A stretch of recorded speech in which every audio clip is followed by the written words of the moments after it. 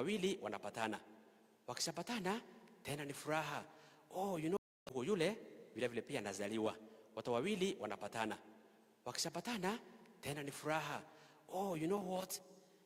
Nilikuwa nalia kwa sababu nilidhani kwamba umepotea. Hata mimi nimelia machozi yangu yote nikidhani kwamba umepotea. Kumbe hii cycle inajirudia. Baadaye kidogo, baada ya miaka ya Rafael ilikuwa ni 36. Yangu sijui ni mingapi, yako sijui ni mingapi. Inafika naye wa kwanza anaondoka. Anapofika mbinguni na kuona malaika, Mungu mwenyewe, watakatifu, utukufu wa mbinguni, anaanza kulia na kuuliza, mbona sikuja huku mapema zaidi? Ndugu yangu yuko wapi aone haya mazuri namna hii? Kumbe naye ndugu yake aliyebaki chini anabaki akilia, ndugu yangu amepotea, nitaishi namna gani? Baadaye kidogo naye anafika mbinguni na pamoja wanafurahia ule utukufu. Na wanapofurahia wanaulizana, sisi ni wajinga?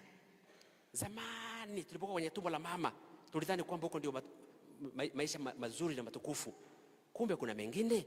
Tulipokuwa ulimwenguni tulidhani kwamba kule ndio kuna maisha mazuri. Kumbe haya ndiyo maisha mazuri na yenye utakatifu na utukufu wa milele. Na zungumza haya ili kuwazungumzia nyinyi ambao nadhani kwamba ni Wakristo zaidi wakati huu kwenye octave ya Easter, ambako tunavaa mavazi haya ya white, ikiwa ni ishara ya ushindi wa uzima dhidi ya kifo, ushindi wa mwanga. Na ndio maana tukawasha huu mshumaa dhidi ya giza. Niwaelezee familia ambao sasa hivi pengine kwa ndani wana uchungu, wana kilio na zaidi giza, ya kwamba Bwana wetu Yesu Kristo aje awatembelee na kuondoa giza hili, na badala yake awape mwanga wa uzima, wa furaha na nguvu. Tukiwa Wakristo huwa tunakuja katika mazishi kama haya ili tuweze kulia na kuomboleza pamoja na wale ambao wanaomba, kwa maana kitabu cha Mungu chatuelezea kwamba kuna furaha zaidi, there's more blessedness in mourning with those who mourn than in celebrating with those who celebrate. We also come for this kind of a celebration to remind ourselves that we are not life members.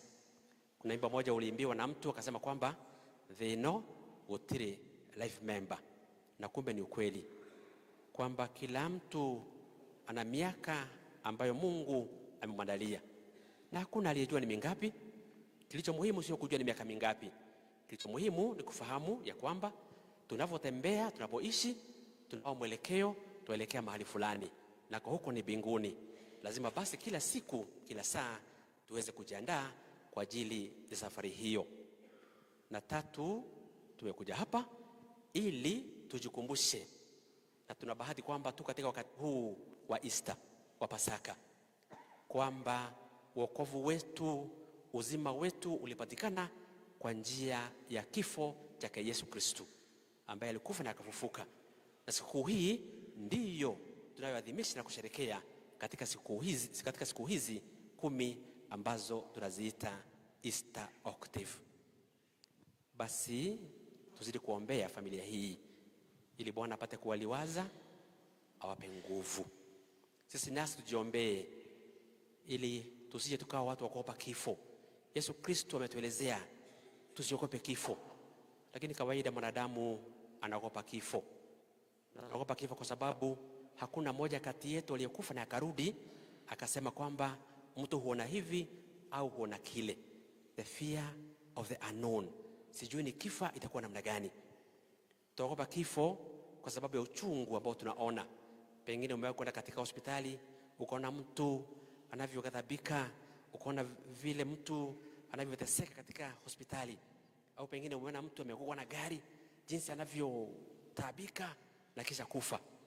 Kisha kuogopa kwamba singependa kufa. The fear of the pain associated with death, ama pengine ushafiwa na mzazi na ndugu na rafiki, na kwa ndani ukaona machungu yaliyo katika kifo. Kwa sababu ya haya sisi wanadamu tunaogopa kifo. Lakini zaidi mwanadamu huogopa kifo kwa sababu ingawa angependa kwenda mbinguni, anajua kwamba kabla ya kufika mbinguni lazima kupita katika njia hii. Leo hii Yesu Kristo anatuzungumzia jinsi baada ya kufufuka alivyompata Mariamu, Mary Magdalene. Mariamu analia machozi, na anapomwona Yesu Kristo hangeweza kumtambua kwa sababu macho yake yamejaa machozi, mpaka Yesu alipomuita Mariamu, naye anamuelezea, Bwana, wamemchukua bwanangu, wamechukua bwana wetu Yesu Kristo, hatujui alipomweka, nionyeshe alipomweka nimchukue. Yesu anapomuita Mariamu, ndipo machozi yake yanakauka kwenye macho na anaweza kumtambua Yesu Kristo. Ujumbe wetu kwa familia na kwetu sote tulioguswa na kifo hiki ni kwamba tusiangalie tu jeneza, kwa sababu unapoona jeneza, all you're going to see is lifelessness and hopelessness. But beyond the grave, we see the risen Lord standing, full of life, full of grace, strength and comfort. Naombea familia, ingawa kama wanadamu tutakuwa na uchungu, tutakuwa na hofu na machozi, imani yetu iwape nguvu, imani yetu iwape amani ya kweli katika Kristo aliyeshinda kifo. Mungu Mwenyezi aongoze, awalinde, na zaidi ya yote amjalie ndugu yetu Rafael aingie na kupumzika katika heri za milele. Tumsifu Yesu Kristo.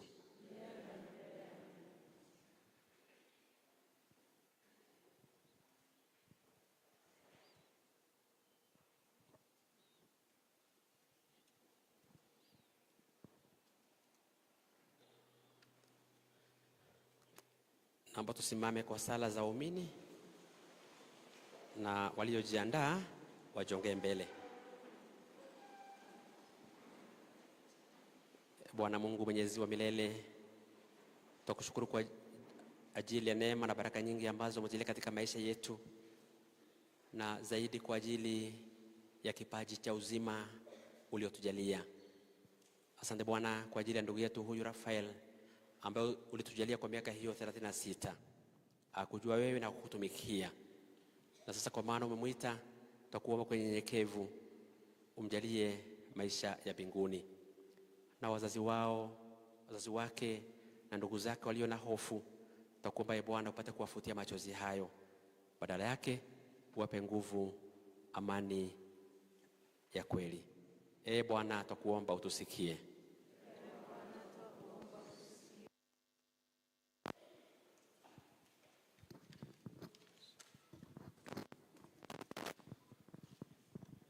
Maombi ya kanisa.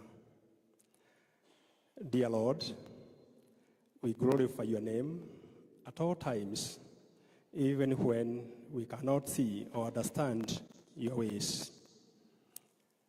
We pray for the Pope, for the archbishops, bishops, and all the ministers of all the churches in the world, that you keep them close to you.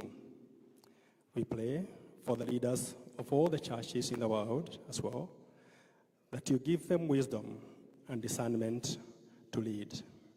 Listen, Lord, unite us as a community so that in our renewed vision we may respond more fully to those who live in despair, the poor, hungry, displaced, abused, and forgotten. Lord, hear us.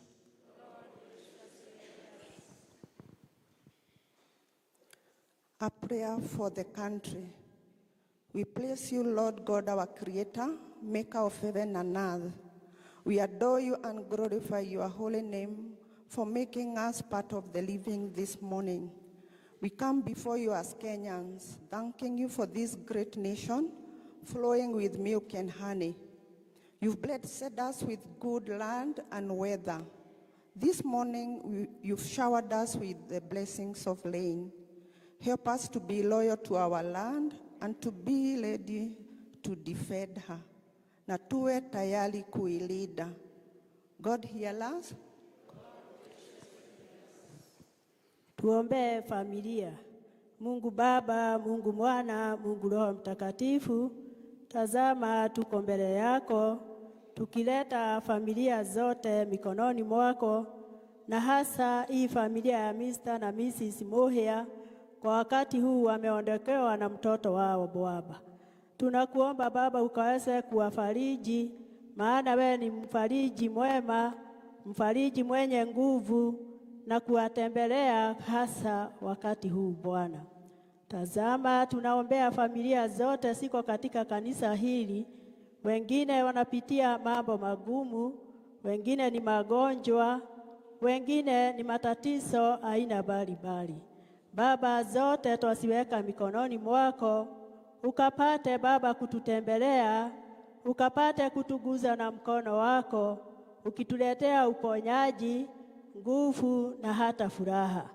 Ukumbuke hata nchi yetu, familia zote tunaziombea hasa wakati huu ulio mgumu. Ukapate kutuinua, kutubariki, kutupa nguvu hata za kuweza kufanya kazi na za kuendeleza nchi yetu. Tunaomba hayo tukisema Bwana, Bwana twakuomba utusikie. Tuombee wagonjwa na marehemu. Baba Mwenyezi, twaja mbele yako tukikushukuru kwa kipaji cha uhai. Tunakushukuru kwa siku hii ya leo Bwana ambayo umetupatia. Tunakushukuru Baba kwa sababu umetuleta hapa kutoka vikao mbalimbali. Tunakuambia ni asante Mungu wetu. Kumbuka wale wako wagonjwa mahospitalini, wale wagonjwa katika nyumbani mwao. Tunakuuliza Mungu wetu, tumenyenyekea mbele yako, nyoosha mkono wako wa huruma ili wapate nafuu. Tunakuomba Baba yetu wakumbuke marehemu wote, hasa ukumbuke roho ya Rafael Mungu wangu, ipokee huko kwako mbinguni Jehova Mungu, na umsamehe makosa yake yote. Tunakushukuru kwa sababu ulimjua hata kama hajapozaliwa na mama yake. Tunakuomba Mungu wetu umhurumie na uhurumie marehemu wote ambao walikufa pamoja naye, na hata ambao Mungu wetu wengine hawakuwa wamekujua. Uwarehemu Mungu wetu kwa sababu wewe ni Mungu wa huruma. Tunaomba hayo tukisema Bwana.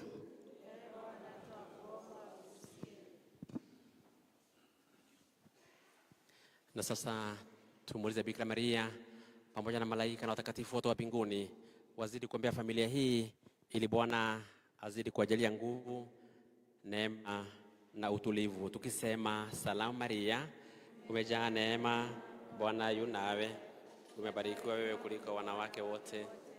Yesu mzao wa tumbo lako umebarikiwa. Maria mtakatifu mama wa Mungu, tuombee sisi wakosefu sasa na saa ya kufa kwetu. Amina. Haya Bwana, ambao tumesema kwa vinywa vyetu na mengine mengi katika mioyo yetu ndio maombi yetu. Tuomba yote kwa imani na matumaini kwa njia ya Kristo Bwana wetu.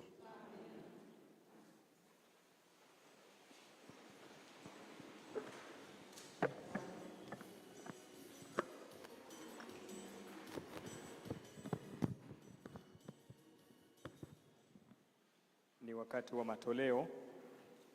Mwenyezi Mungu ametubariki na vipaji vingi, na sasa natupa nafasi ya kurudisha talanta zetu. Tutakuwa na visanduku hapo katikati na visanduku vingine vitawekwa hapa mbele. Wale ambao wako kuanzia mahala kuna njia, tutaanza nyuma tukija mbele hadi tumalizie hapa mbele, na wale wako nyuma tutaanzia nyuma hadi tufike hapo katikati. Tunaanza nyuma tukija clockwise na upande ule wakienda anti-clockwise, tutoe sadaka zetu. Kwaya, mtupe wimbo.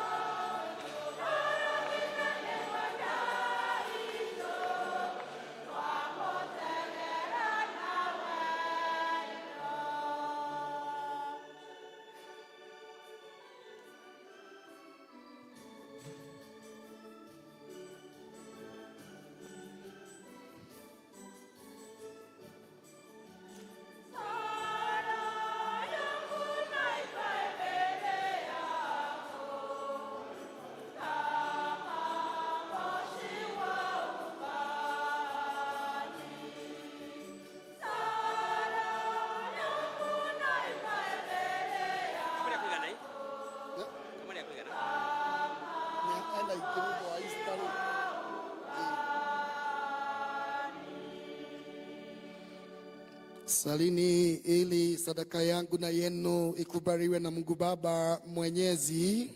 Bwana, pokea sadaka mikononi mwako kwa sifa na utukufu wa jina lako.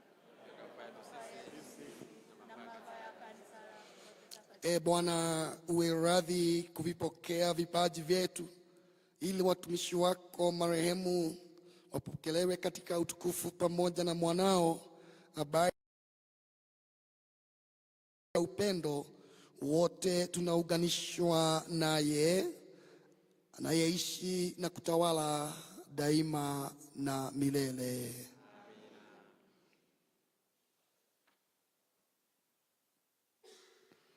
Bwana awe nanyi. Inueni mioyo. Tumshukuru Bwana Mungu wetu. Kweli ni vema na haki, tendo la kufaa na la kuleta wokovu. Tukushukuru wewe daima na popote, Bwana Baba uliye mtakatifu, Mungu mwenyezi wa milele, kwa ajili ya Kristo Bwana wetu. Yeye ili sisi sote tusije tukafa, ila mmoja tu alikubali kufa kusudi milele. Kwa hiyo pamoja na malaika wa mbinguni tunakusifu.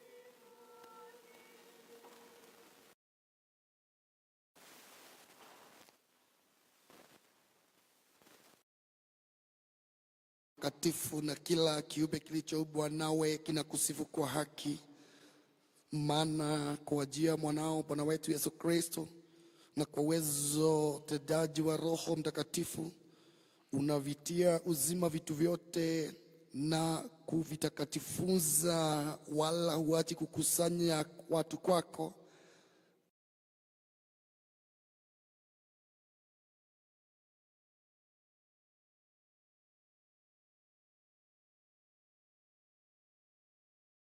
Kwa unyenyekevu vipaji hivi ambavyo tumekutolea upende kuvitakatifuza kwa Roho huyo huyo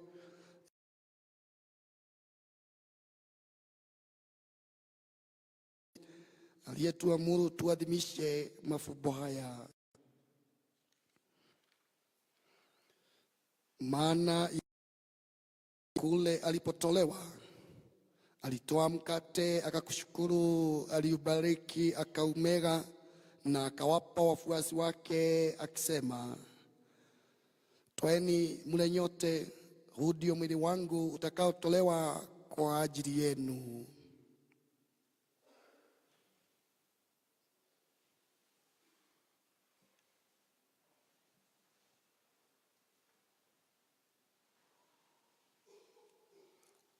Vivyo hivyo baada ya kula alitoa kikombe na kukushukuru, alikibariki, akawapa wafuasi wake akisema, twaeni mnywe nyote, hiki ndicho kikombe cha damu yangu, damu ya agano jipya na la milele, itakayomwagika kwa ajili yenu na kwa ajili ya wengi kwa maondoleo ya dhambi.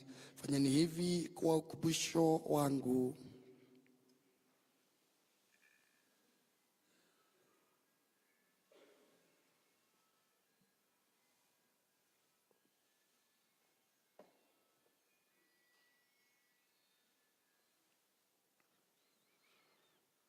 Fumbo la imani.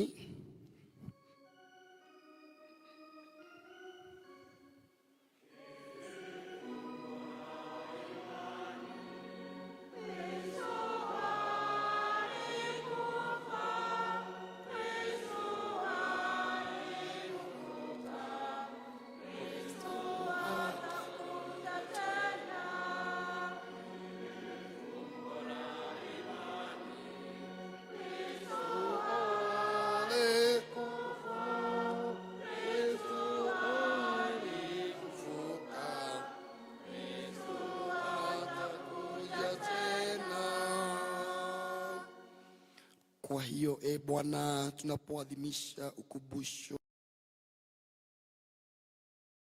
wokovu pamoja na ufuko wake wa ajabu na kupaa kwake mbinguni, na tunapoutazamia ujio wake wa pili, tunakutolea kwa shukurani sadaka hii iliyo hai na takatifu. Tunakuomba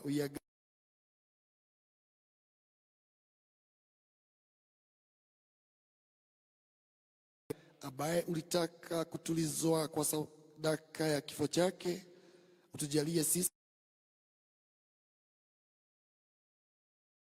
na kujazwa na Roho wake Mtakatifu, tupate kuwa mwili mmoja na roho moja.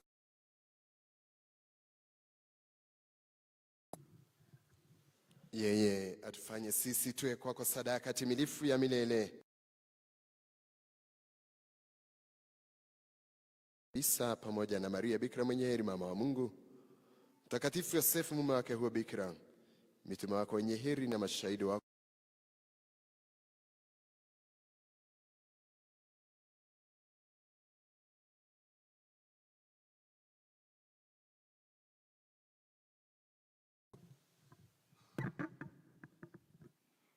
Tunakuomba Bwana, huyu aliye kafara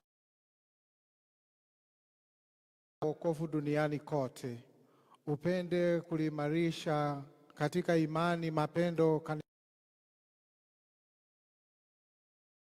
pamoja na mtumishi wako Baba Mtakatifu Francisco, askofu wetu na Daudi Kamau, pamoja na maaskofu wote na wakereo wote na watu wote waofanya kuwa taifa lako. Usikie yako, Baba uliye mtakatifu, kwa huruma yako wanao wote waliotawanyika popote duniani.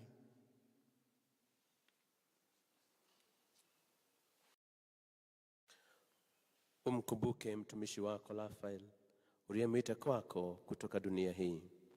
Umjalie kwa ubatizo, hali kadhalika ashiriki ufufuko wake, siku ambapo tukufufua watu wafu katika miili yao, unafunisha mwili wa unyonge wetu na mwili wa utukufu wake. Pia wapokee kwa wema katika ufalme wako ndugu zetu marehemu na watu walioaga duniani wakiwa wamekupendeza. Nasi tunatumaini kufika katika ufalme huo, ili pamoja tufadhaishwe milele kwa ufufuko kwa utukufu wako.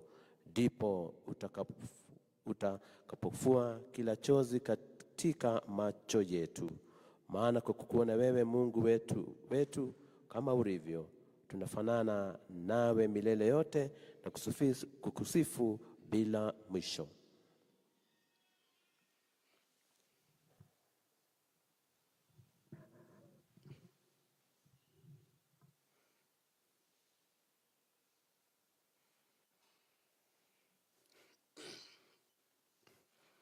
Kwa njia yake na pamoja naye na ndani yake, wewe Mungu Baba Mwenyezi, katika umoja wa Roho Mtakatifu heshima yote na utukufu na milele.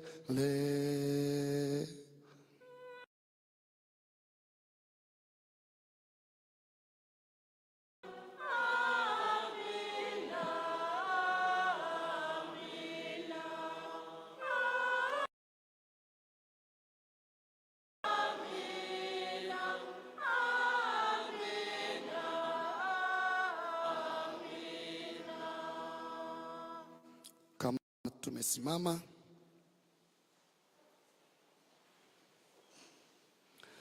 kwa kulitii agizo la Mwokozi wetu na tukifuata mafundisho yake ya kimungu, tunadhubutu kusema: Baba yetu uliye mbinguni,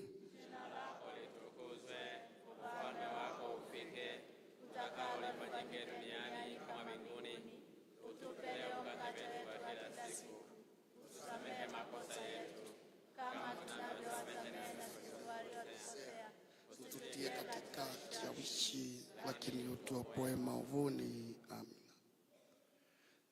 Bwana, tunakuomba utuopoe katika maovu yote, utujalie kwa wema amani maishani mwetu, kusudi kwa msaada wa huruma yako tuopolee daima na dhambi, wala tusifadhaishwe na jambo lolote,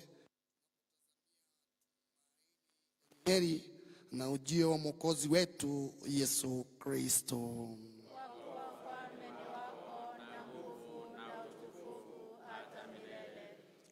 Bwana Yesu Kristo, uliwaambia mitume wako, amani na wachieni, amani yangu na wapa. Usitazame dhambi zetu, ila tu imani ya kanisa lako. Upende kulijalia amani na umoja kama alivyo mapenzi yako, unaishi na kutawala milele na milele. Amani ya Bwana iwe daima nanyi. Mpeane amani.